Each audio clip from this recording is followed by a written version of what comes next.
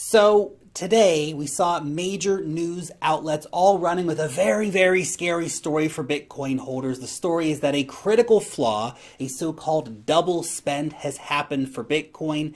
Now, if that were to be true, then it would mean that Bitcoin is broken. It's all going to zero. It's all over. At least that's what the media is saying. So if you are a Bitcoin holder, you absolutely have to watch this video through, because what you're seeing in the media is not the right story. You need to understand fact from fiction and what is actually happening right now. My name is Lark, and this is where you subscribe for all of the hottest and all of the latest happening out here in the crazy markets. It's almost a wild land of crypto day. But anyway, if you are a trader and you want to take advantage of the huge volatility happening in the markets, then check out FEMX, the best exchange for trading Bitcoin. You can long and short Bitcoin as well as Ethereum and other top cryptocurrencies like Chainlink, Polkadot, and Cardano. You can also trade spot markets with zero fees. And as a special bonus, if you use the link down below in the description to sign up for FEMX, you'll get 10% off of your trading fees and up to a $150 Bitcoin trading bonus. So if you are a trader, then definitely check that out. So this is the headline that the media ran with that sent the market into a downward spiral today. Reports spread like wildfire across the media that Bitcoin is broken, a double spend has happened.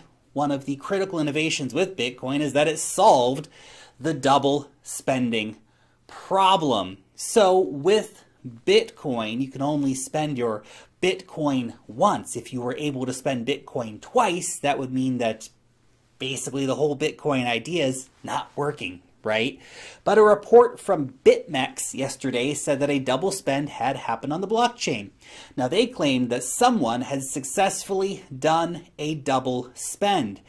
Now, if this had proven to be true, then it would call into question everything about Bitcoin. If it could happen once, why can't it happen again and again and again with, very large sums of money, right? And it means that Bitcoin would no longer be a trusted and reliable store of value, which it is becoming. Gold 2.0 narrative would go out the window. And you know what?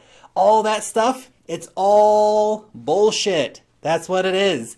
This report from BitMEX has now been widely debunked, but that has not stopped the media from reporting on it with crazy clickbait headlines like the one I used for this video. But man, BitMEX must be getting super desperate for business these days to need to resort to these kind of tactics to put this kind of report out there for the media to pick up on, right?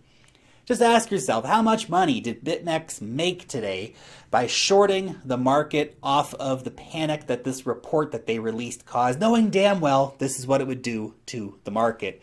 BitMEX has a team of researchers. They should, they theoretically should know better, right? And you really think that no one knew the facts and that this was just some honest mistake? I call, market manipulation on this. Anyway, let's debunk this BS. And a lot of this information I'm going to share with you from here on out in the video has been sourced from Andreas Antonopoulos over on Twitter. So make sure to be following him for the best up-to-date, really just hard-hitting Bitcoin info. When we see stuff like this happening, he's going to hit you with the straight-up facts of what's actually going on at protocol level. So what actually happened today?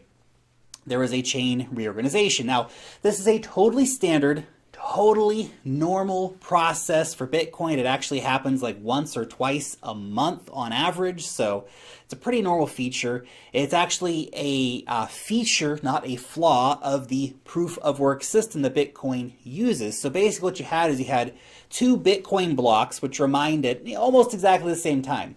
Now, they contained a tiny little $22 transaction in both of them. Now, this double block scenario then led to these blocks competing to be the recognized block to be able to continue the chain. But only one of those blocks, of course, ended up succeeding. Now, some nodes and miners will see one block or the other first, which leads to some of the miners and nodes inevitably assuming that one block or the other is the winner, when in fact it doesn't end up being the winner 10 minutes later, because within that 10-minute period we'll have another block which is mined on top of one of those two competing blocks.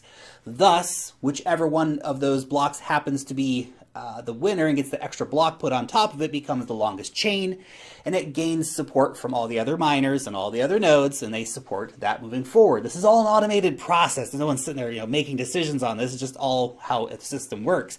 This is called an orphan block. That block, so the one that didn't win the competition, is then discarded. Now, what happens to the transactions that were in that discarded block? Well, most of them will have already been in the winning block as well, so they're just going to go on. But if there were any transactions that were not in the winning block, then those transactions are simply put back into the queue, back into the mem pool, and they will be added into future blocks on the blockchain.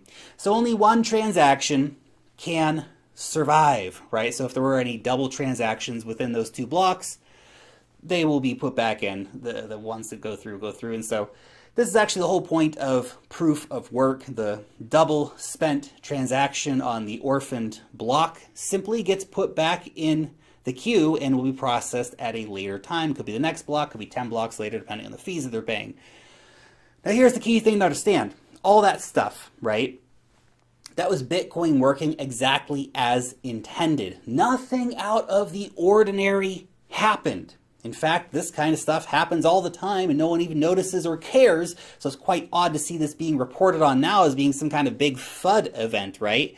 It seems almost like somebody should have read the fricking Bitcoin white paper. Man, come on. Keep it pinned to the wall as a reminder of the coolness of Bitcoin, but also as a reference, right? If you need to ever look at it. But guys, don't believe the FUD being spread by the mainstream media. Be careful. There's a game going on right now. It involves getting the Bitcoin from your pocket into the pocket of big whales and institutions. Everything's just fine with Bitcoin.